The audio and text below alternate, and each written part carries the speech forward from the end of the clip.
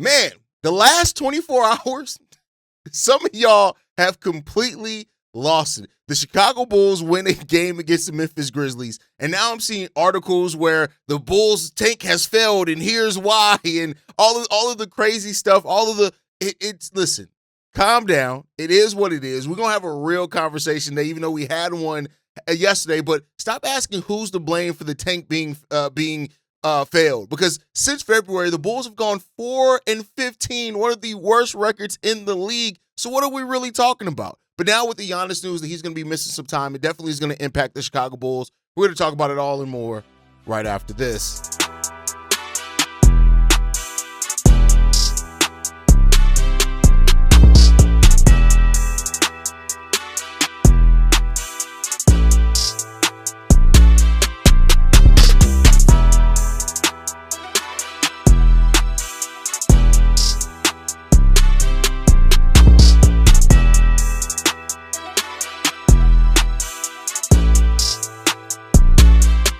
What's going on, Bulls fans? Welcome to another episode of Chicago Bulls Central, your number one spot for everything Chicago Bulls related. I'm the host, Derek Hayes, but more importantly, you guys can follow the channel at Bulls Central Pod on every social media platform we happen to be on. With that said, let's go ahead and get into this content for today, y'all. And man, listen, I knew that there was going to be a spiral after the Bulls went over the Memphis Grizzlies. I knew that there was going to be a spiral.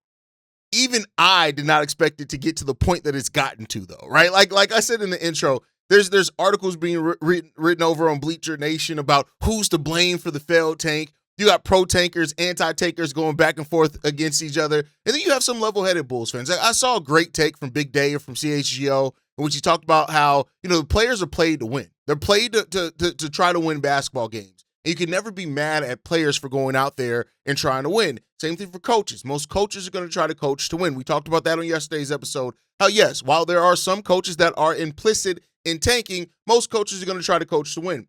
And then you have this thing that is like, I'm seeing like, why is Billy Donovan coaching people to win? The tank has failed, all this type of stuff. And it's just like, what I feel like a lot of these conversations are missing is a key point, right?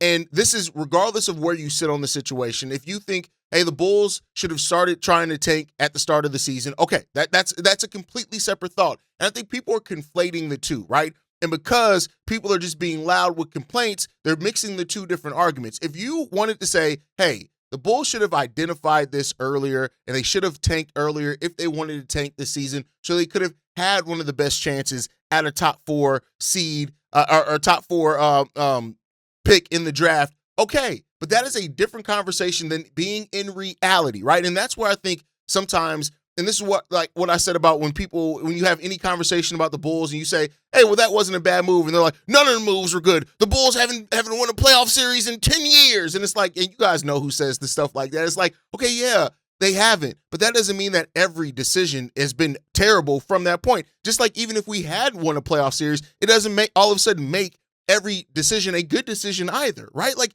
it's a more complex conversation that needs to be had in there. But with that said, if you think that, hey, the Bulls should have decided to tank at the start of the season, then we wouldn't be having this conversation. All right, listen. Okay, while I don't agree with that, I understand that basis. But that does not conflate all of a sudden into saying now that it's somehow a failed tank by the Chicago Bulls because they aren't going to maximize their chances to get a top four pick. Like, that was never the goal. If you looked at what the Bulls did by the trade deadline, the fact they already were over 20 wins, and you thought that the Bulls seriously had a chance to have one of the worst four records in the league, then you only owe that to your own unrealistic expectations. That's what failed you, not the Chicago Bulls. If you really thought that was going to be the case, your mind failed you. The Bulls didn't fail in that case. Because the decision that they made was the decision that they made then. They were never going to bottom out and be a bottom four team at the point in time where they started tanking. Now, what I like to talk about in the reality of this, let's keep in mind, the Bulls are on pace for either the 13th or 14th best or worst records in the league or best odds in the lottery. Now they sit at 9th. So, they wanted to increase their chance to get a better pick. And what I talked about even then is that the Bulls probably identified targets that would have been between 7 and 10 and said, listen, we can get one of these guys here. That's that jump start that we need, right? Not saying that there isn't some hope that they can get in the top four and things like that. I just think that there's a few things being conflated in this conversation. Now, like I said, the Bulls are 4-15 since the start of February.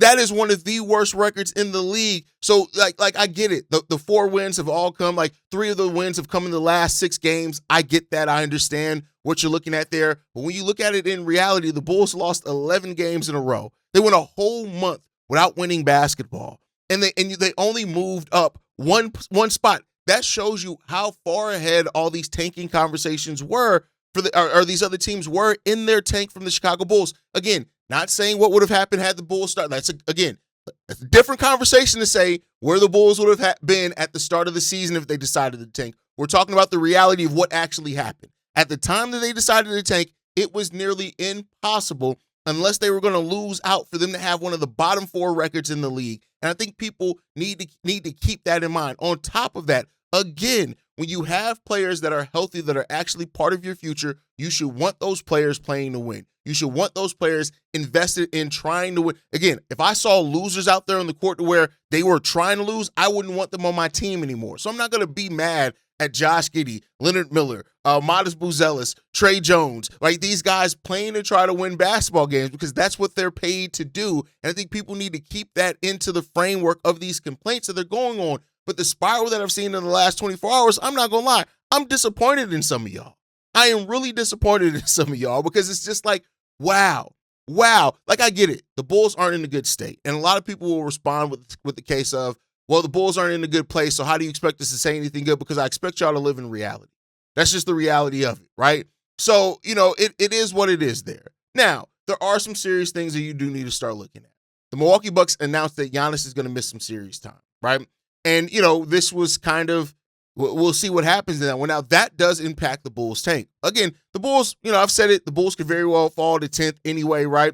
With the Milwaukee Bucks in that case. As it stands right now, with the Milwaukee Bucks actually having the same record as the Chicago Bulls, they actually, we're technically tied for it right now, but that's the thing that you got to look at. That's the risk that you ran into with in the Milwaukee Bucks. They lost last night. Now they sit at 28-40, same record as the Chicago Bulls. So now the Chicago Bulls have moved down in their percentage chance to have the number 9 pick. And that's just the reality of it. Like, that's going to be something that happens. Like, again, if the Bulls want to, and that's not on the players, that's on the front office, they'd have to find a way to sit Josh Giddey and sit Modest Buzelis. Now, do you want that, right? And that's a question that you have to ask there. So, with things stand right now, the Bulls and the Bucks are tied at 28-40, right? So, the Bulls have a real risk of seeing the top 4 pick, the chance at a top 4 pick drop from 20.3% to 13.9%. That's what it will drop if the Milwaukee Bucks end up finishing with a worse record than the Chicago Bulls. So that's what you look at it when it comes down to it. So, when we see when it comes down to how this continues to go, it is what it is, right? Now, with that said, that's 6 percentage points that the Bulls would drop. And the Bulls are going to be looking for lottery luck anyway. But if you look at it, like the Dallas Mavericks, they won a coin flip for the 11th best lottery odds, only to pass everyone in the lottery. That's what happened there, right? So the Bulls were one loss and a coin flip away from being at Cooper Flag themselves. So you got to look at those things. You see how it happens. Again, the Bulls finished with an actual, worst record, and they didn't get it. So it is what it is when it came down to that. Can the Bulls still finish at number 9? Yes, they can. It's still there, right? We have a stretch of games coming up where it could prove very difficult for the Bulls to win. The benefit of where some of the teams that the Bulls are facing at, a lot of these teams are still fighting for playoff seeding and trying to gain the best seeding possible, which could lead the fact that the upcoming slew of games that the Bulls are facing at home, no less, right, could end up being where teams are fighting hard. Toronto, Cleveland, Houston, those are all teams that are still fighting and jockeying for their playoff position. You can follow that up with Philly. There's going to be another team still playing for playoff position. Do you have OKC? We'll see what OKC does, but, even if they sit guys, because OKC may have stuff locked in by March 27th when we face them, that's still a pretty deep team and a better team than the Chicago Bulls. Then we face off against Memphis.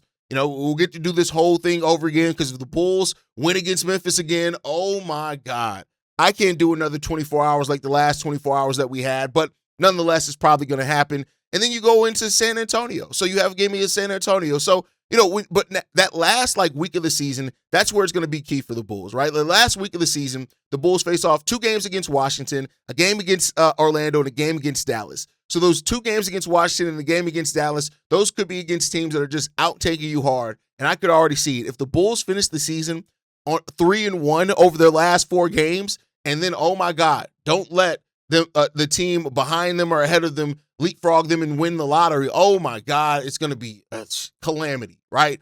But that's just the reality of what's going to happen. Again, I know I'm somebody who I talk about things in reality, right? I try, we'll talk about rumors and stuff like that, of course, like that's part of the course. But I like to, when we're having these type of layered conversations, actually have the layered conversation part of it, which some people like to leave out and just like to focus on the sensationalism, the take culture, the let me say whatever's going to get the most clicks and views. Listen, I would love to be able to put a video out and say, oh my God, the Bulls failed the tank, and with my hand on my head on the thumbnail like this, and I'm sure that it would get wild clicks. I don't give a fuck about none of that. What I give a damn about is having a real and honest conversation about where this team is. And some people, their expectations were just unrealistic. And I say some because I'm not saying that was all Bulls fans. I'm not saying that at all. But some were very unrealistic in the case that, like, if you really thought the Bulls were going to have a bottom 4 record after not deciding to tank until the trade deadline, you just owe that to bunk weed. I don't know what you're smoking, or if it's something stronger than that. Is it bath salts? What are y'all on? Because that was never going to be the reality in which the Bulls lived in, and that was evident when we did it. We had that conversation when it happened, right? We were having those conversations. But some people, for some reason, are so caught up in their own shit and just wanting to complain and using the whole excuse of, it's been 10 years since, like, calm down. Calm down. Put your feet in the dirt. Like the same things about people that's still mad about the damn triple-double graphic. Calm the fuck down. Chill out. It's going to be okay. Whatever happened is going to happen, or it's not going to be okay. And at the end of the day, it goes back to what I said yesterday. There's only so much that's in our control as fans. And you got to live in the reality of that, at least sometimes. With that said, moving on to the next topic, Matas Buzelis joined elite territory, which, a lot of people have been talking a lot about this. And not to say that it necessarily means that Matas is already anything, so to say. It just means that the trajectory of Matas Buzelis is still legitimate. He joined Victor Wembanyama in the Wear 100 and 100 club, which is really great to see when it comes down to it, right? That over 100 threes, over 100 blocks this season, and Wemby is an MVP candidate. Matas Buzelis, if he ever gets there, Bulls fans better rejoice if that ever happens, right? But when it comes down to it, like, Matas Buzelis is one of the closest things, regardless of how you feel about it. I know my boy Winton's probably already typing now, is one of the closest things that the Bulls have to a franchise headliner. It just is right now. And, that also highlights the fact of where we are as a franchise right now. But Matas Buzelis is on the precipice of this. There's no Kobe White here anymore. There's no Ayo Dosunmu. It's Matas Buzelis and it's Josh Giddey. That's what we are building with right now, right?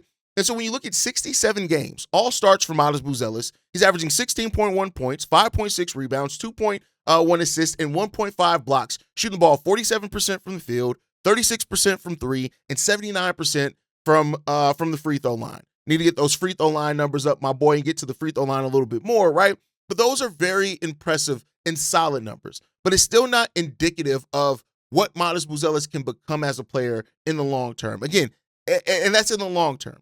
I spent the whole majority of the offseason trying to tell you guys, stop trying to look at Matas Buzelis as who he can become and be in the reality of who he is now.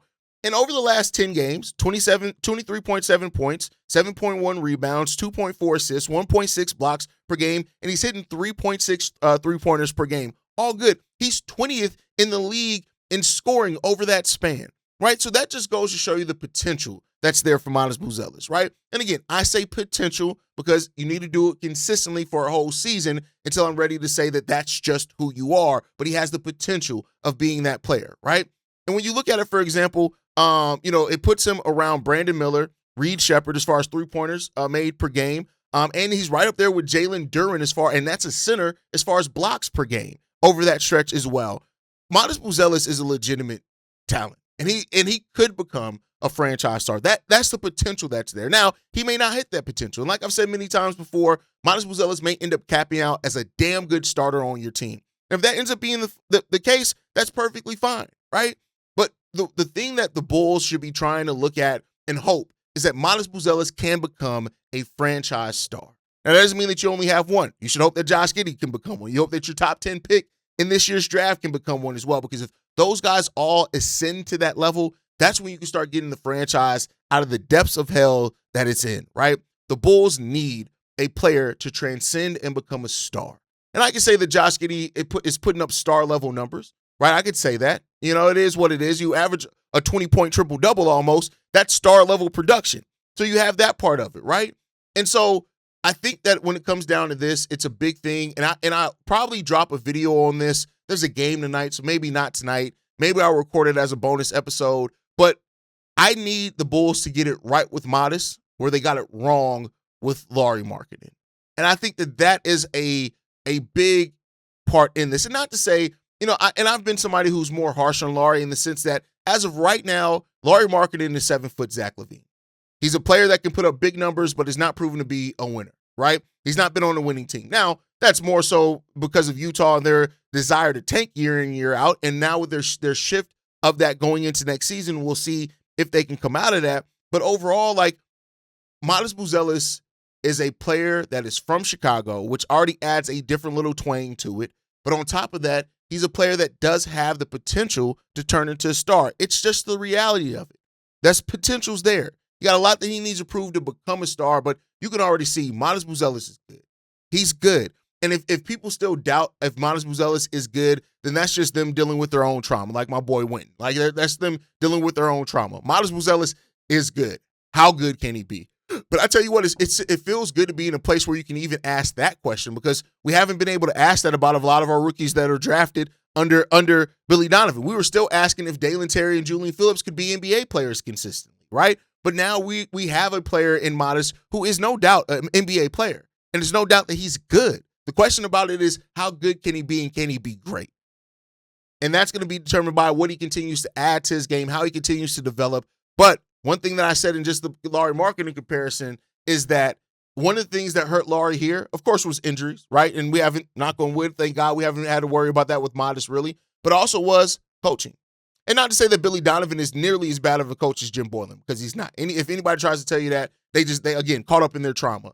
But you got to ask yourself, could Billy Donovan be limiting the ceiling of Modest Buzelis, much like Jim Boylen limited the ceiling with how good of a coach or how bad of a coach he was?